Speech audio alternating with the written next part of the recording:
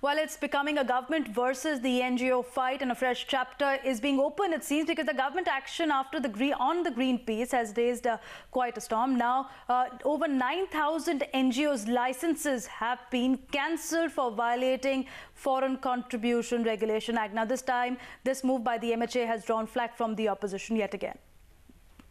Senior Congress leader Mr. Veerappa Moily, sir, after Ford Foundation, now licenses of 9,000 odd NGOs has been cancelled by the government, saying that it was in violation of FCRA. The government backing it by saying that they have enough documents to prove that that they were violating all the norms under the guidelines.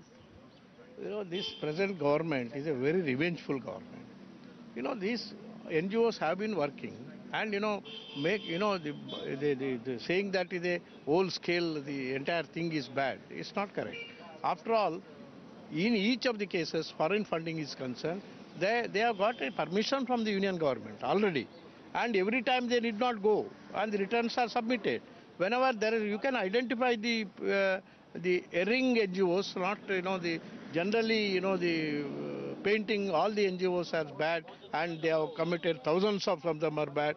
It's not correct. This is only curbing the movement of the NGOs. So you are saying that the government is revengeful, it is vindictive, but the government backing it by saying that they have enough documents and proof, and that's why the licenses are being cancelled. Let them. Who is preventing them to prosecute it if there are enough documents? By merely the drawing confusion, inferences and saying that 9,000, 10,000, all these NGOs are bad. That is painting all the good NGOs and active NGOs are bad, and it's not in the interest of the country. So what do you think, sir, is the reason that the government is doing a crackdown? No. If they are, it's not a question of cracking down. Creating an image that we are against all the NGOs is not good for the government, not good for the country. And wherever any NGOs have erred or defaulted or violated any conditions which have been granted to them, permission is granted to them, you prosecute them. That's all. The Indian government is within its right to look into any default in the procedures of NGOs when it comes to their funding.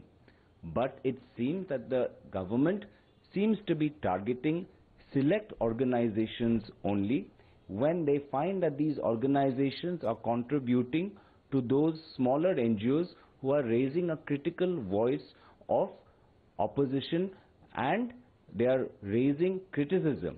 And I think that this is not in our democratic culture of our country. NGOs are subject to certain regulations, and they must abide by the rules and laws and regulations. If they don't, they have to face the consequence.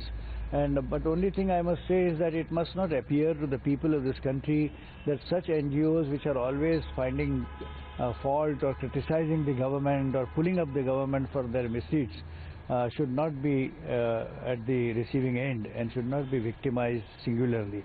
If they have done it in case of everybody who has flouted the law, I think we must welcome it, and we should appeal to the NGOs that they are subjects, they are supposed to follow the regulations that are in place, and in that case there should be no discrimination. And good that so many NGOs have been asked to place their accounts, and I think the government would not discriminate on that count.